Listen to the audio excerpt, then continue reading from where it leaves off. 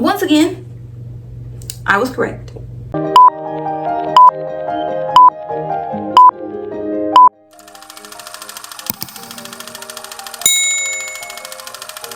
This is going to be a recap of episodes 2 and 3, because the only really thing I wanted to talk about with episode 2, the main thing that stuck out to me, because like, you know, we're getting more of the couples. We do get to see a little deeper. Leo mansplaining / giving advice to Brittany. Absolutely hang it up. Absolutely hang it up. Brittany's face was me, because you know, he was talking about how she was so sweet, she was so this and she was so that, and she was getting frustrated, and she was like, stop telling me that. And so then he proceeds to mansplain her feelings to her, and then proceeds to give her advice on what she should do with those feelings that he has mansplained to her. And I said, babes, the way I wish she would have just gotten up and walked away. She did not. They proceeded to talk for a couple more minutes, but she was still feeling a little irked, a little irritated. But you know, Leo is torn between Hannah and Brittany still, of course.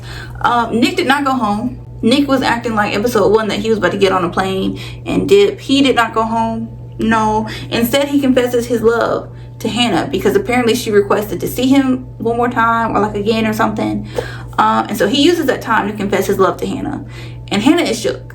Hannah is shook. She was not expecting this. I don't know how, because Nick was like the devil on her shoulder, whispering in her ear the whole time. So I don't know why she wouldn't think that he would say I love you, but whatever. Leo hears about this, and the man is devastated. Like, the man is shocked. He's shook.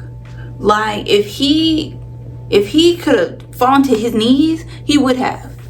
Like, he was sitting there like, I can't believe this. Leo was devastated. Leo was devastated. And then we get to know Steven and Monica. And at first I said, you know, as they first started talking, I said, okay, cute, you know, it's decent. It was a decent little like conversation. They were like a safe couple, you know, whatever. And then Steven talks about how he found out. I'm trying not to laugh so bad, but Steven finds out that he is not in fact white and Italian and everything else. No, he is black. Yeah, he is black. And so he runs to the library. Which, shout out the library representation, period. More people need to be in libraries. So I wasn't gonna hold that against them, because libraries are a sea of knowledge, period. You got to do some research, go to the library. I know that's right. So he runs down to the local library so that he can do his research, because he has found out he is black. I know he's got some black mixed up in there. So now he has to get some information on that, because he has never been treated like he's a mixed man, because he doesn't present as your typical mixed man, except for the hair. The curls kind of gave it away, but other than that, child. And so Monica says, oh, I am also mixed. I'm mixed with X, Y, Z. I think she said she had like a little bit of Indian. I don't know if she said Cherokee or something else, but like her dad was mixed with some kind of Indian.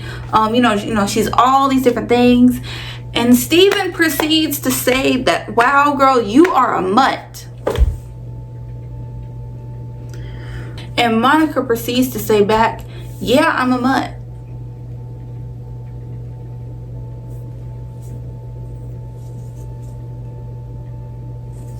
Throw the whole season away, because what are we doing here?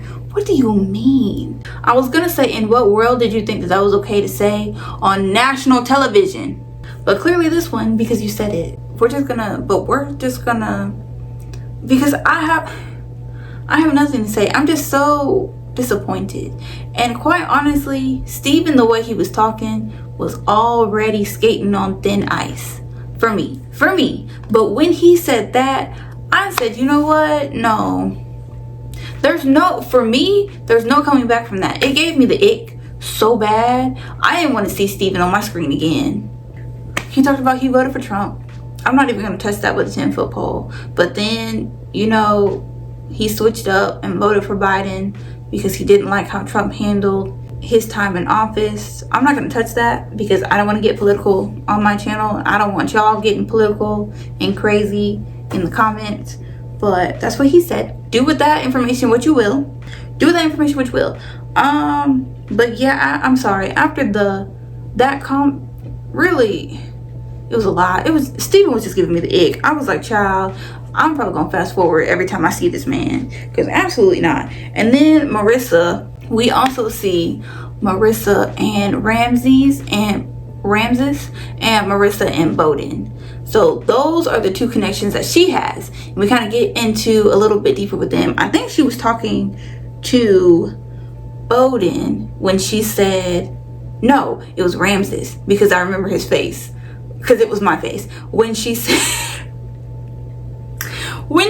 that she dated a conservative Trump supporter for 3 years. You know, season 7 was just showing me that, as my girl Jessie Woo would say, love is not blind, love is therapy. A lot of y'all need it. A lot of y'all need it. It's a lot of unprocessed stuff that's just floating around. Like Leo, I feel like he has a lot of unprocessed trauma, or a lot of unprocessed grief, not trauma, but grief from losing essentially his whole family back to back to back to back to back to back. Because he talks about it in such a clinical way that, like, has he ever allowed himself to really feel that grief? I don't know. You know, I'm not a psychologist, I'm not a therapist, nothing like that. I can't judge these people based on anything more than what was on screen. But I hope that he was able to be. But the way he talks about how early that he had to kind of take over the company and run it, I feel like he was never really given a chance to properly grieve. Monica agreeing that she is a mutt? Absolutely not. Steven calling her a absolutely not. Marissa dating a conservative Trump supporter? Absolutely. Therapy. Love is therapy. Okay, love is not blind for any of these people. It might be, because despite all of these red flags that everybody is showing, because everybody got a red flag. Everybody got a red flag. Oh, Lord have mercy. And then Ashley, Abe, Tyler get engaged. That was cute. Taylor and Garrett, I believe they got engaged in episode 2, and then we see the reveal in episode 3, or they may have gotten engaged early in episode 3. I can't remember. But Taylor and Garrett meet, you know, for the first time. It's revealed, and I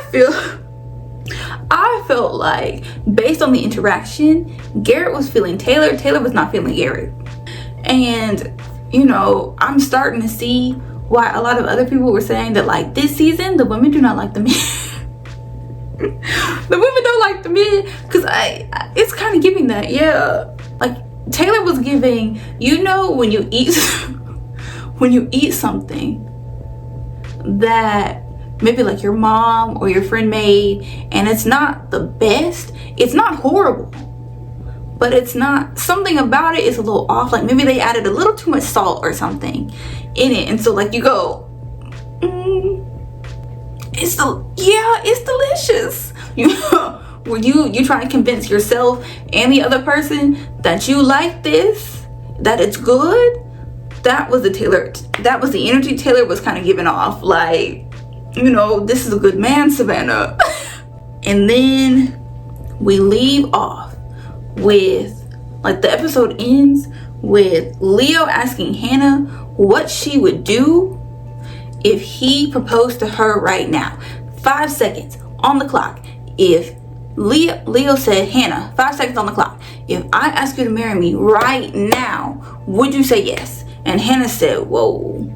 And then we cut the cameras and we get up out of there. And based on what we have seen so far, I don't know if anybody's gonna get married at the end of this, guys. None.